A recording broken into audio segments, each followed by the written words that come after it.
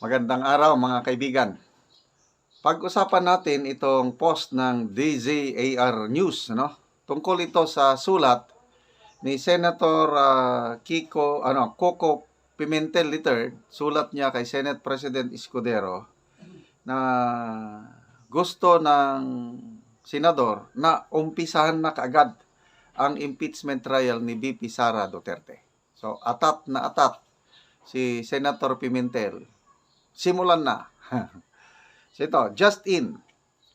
Senate Minority Leader Aquilino Coco Pimentel III hiniling kay Senate President Francis Escudero na umpisahan na ang impeachment trial versus VP Sara Duterte via Troy Gomez. So ito, may sulat, official letter ni Senator Pimentel. 14 February 2025, Senate President Francis Escudero, Senate of the Philippines. Dear Senate President Escudero, good day. I write to emphasize the constitutional mandate requiring the Senate to act forthwith on the impeachment case of Vice President Sara Duterte as provided under Article 11, Section 3, Paragraph 4 of the 1987 Constitution. So ito yung nakasulat sa Constitution. In case the verified complaint or resolution of impeachment is filed by at least 1/3 of all the members of the House of Representatives, the same shall constitute the articles of impeachment, and trial by the Senate shall forthwith proceed. Since it is a constitutional provision or term we are giving meaning to, the term forthwith must be interpreted in accordance with the verbo legis rule. That is, it should be given plain and ordinary meaning. According to the Merriam-Webster Online Dictionary, forthwith means without any delay or without interval of time.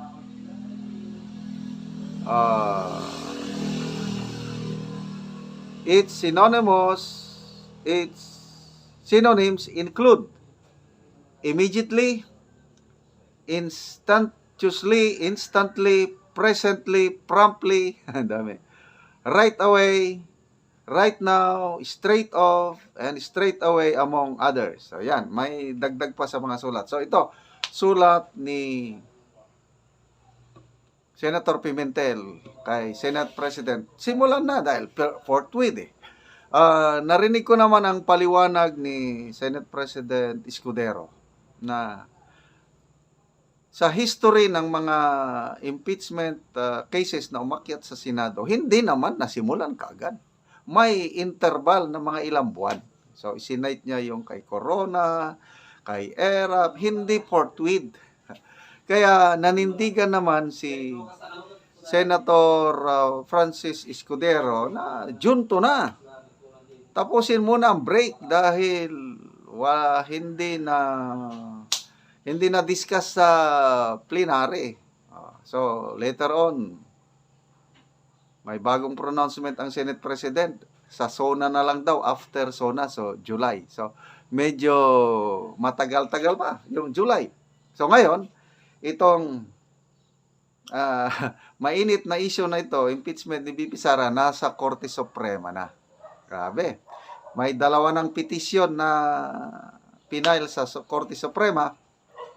Ang isang petisyon asking the Supreme Court to order Senate to start the impeachment trial ASAP. So, yun na, pinako-comment na ng Supreme Court ang Senado tungkol sa bagay nito. May isa namang petisyon, kapapay lang kapon ng mga Mindanaoan lawyers. Hinihiling naman nitong mga petitioners na ibasura ang impeachment complaint dahil constitutionally infirm, invalid. Wala daw, hindi nasunod ang proseso. So, hintayin natin ngayon ang desisyon ng Supreme Court. So, meron akong tiwala sa Supreme Court na they are the best and the brightest minds sa mga Pilipino pinili para sila yung interpreter of the law or of the Constitution. So, ang tanong lang is bakit? Bakit atat na atat si Senate President, Senate Minority Leader Aquilino Pimentel na masimulan? Of all the 23 senators, siya lang naman ang gustong masimulan kaagad. Wala akong... Yung mga iba nga dyan, ayaw eh. Senator Jingo Estrada, ayaw niya. JB Ercito, ganun din. Divisive daw. Senate President, dating Senate President Miguel Zubiri, ayaw din niya. Si Senator Amy Marcos, ayaw din niya. Kung ako ang inyong tatanungin, may opinion. Maganda sanang nasimulan na kaagad. Yes, kung ako. Bakit? Kasi, ang laking tsansang manalo, ma-acquit si BP Sara pag masimulan kaagad. Dahil ang dami pang mga senador na boboto ng acquittal niya. Yung sinabi ko na, ako, opinion ko lang ito. Dalawang magkapatid na Estrada. Ayan. Dahil ayaw eh. Yung Zubiri. Si Senator Binay, nagsabi rin siya. Ayaw niya. Binay. Joel Villanueva. Nandyan pa ang mga aliado ng Duterte. 5 na ito. Nabilang ko ha. Bato. Go. Padilla. And then Amy Marcos. Siyam na yan nandyan pa si Mag-inang Villar. Nandyan pa si Senator Ligarda. Kung ngayon nasimulan ang nako, panalo na si BP Sara. Kaya lang, I don't know bakit dinidelay. Okay? So, hintayin natin ang desisyon ng Korte Suprema. Mga kaibigan, salamat sa inyong palaging panonood sa ating mga videos. Nakakatulong tayo sa Talaandig Tribe dahil sa inyong panonood. Namimigay tayo ng libreng yero at pako sa tribo para makapagpatayo sila ng kanilang sariling bahay. Namimigay din tayo ng livelihood. Sa ngayon, nagpapatanim tayo ng saging lakatan. Libre ang seedlings, abono, inputs, technology at iba pa. Ang kasabihan nga is, kung may itinanim, may aanihin. So, panoorin nyo ang video na ito. Kabalikat kayo sa pagtulong. Ituloy nyo lang po ang inyong panonood, lalo na yung hindi nyo pag-skip ng ads. Magandang hapon po sa nanonood ng video. Ako po si Roslyn Lugpao. Inutusan po ako ni Sir Makanas ng pag-video. Pasensya lang po kayo na hindi ako makatagalog kasi hindi ako marunong magtagalog. Talaandig po ako. Og karon na anapod mi sa among sagingan, mag-abono na pod mi kay aron manambok gyud og dali sad mangunod ang among saging lakatan.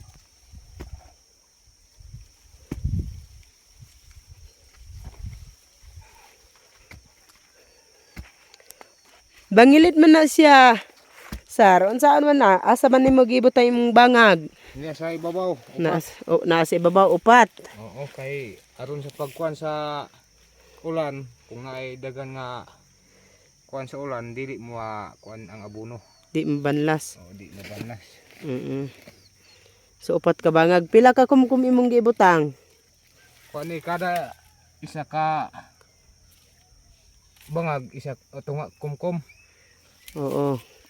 Upat ni ka bangag, duha ni ka kumkum. Para nga dali manambok atong tanom. Oo. Nambok.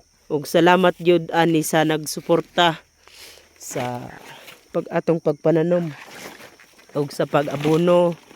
Salamat gyud kaayo nga naa na tay tanom sa nga saging lakatan o mga sayutihan. Maupod ni among sayutihan kini. Maupod ni among sayutihan. So kuang gyud gawa sa saging na ami sayutihan.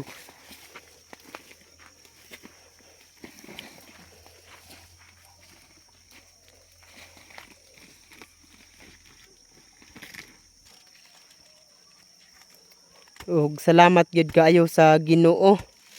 Sa padayon nato nga pagpananom, mahawas gyud ta ani sa kalisod pohon nga makaharvesta. Ang Ginoo nga magapanalangin kanato sa atong pagpananom. Salamat kaayo sa padayon nato nga pagpananom sa pagsuporta niining atong tanom.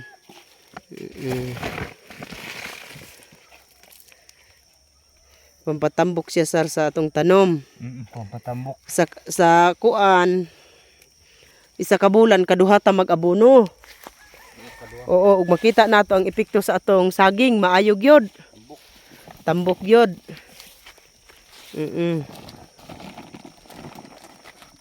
So, mao na ni ang among sayutihan na ay mga unod ug salamat gyud kaayo sa nagsuporta niini.